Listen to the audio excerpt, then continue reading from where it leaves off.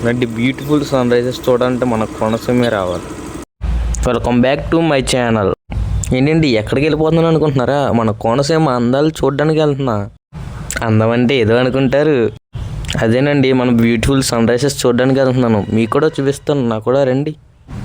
ఎంతమంది అల్లవరం నుంచి ఈ వీడియో చూస్తున్నారో కామెంట్ బాక్స్లో అల్లవరం అని కామెంట్ చేయండి. ఎవరైనా వస్తారేమో ఫోన్ చేస్తే మా ఓడేమో అసలు ఫోన్ ఎత్తరు, ఎవరు ఫోన్ చేసినా బిజీగా ఉన్నారు. అందుకే నేను ఒక్కనే సోలోగా తిరుగుతున్నా.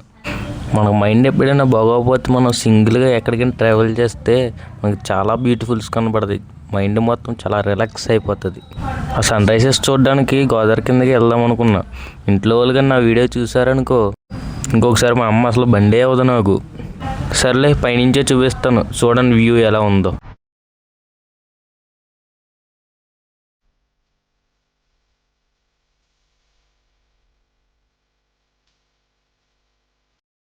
ఇంకా మా అమ్మ ఫోన్ చేసి నువ్వు ఎక్కడున్నావు గమ్మునరా అన్నది. ఏమమ్మా అంటే వచ్చేటప్పుడైనా చేపలు చికెన్ అయినా తీసుకురా అన్నది.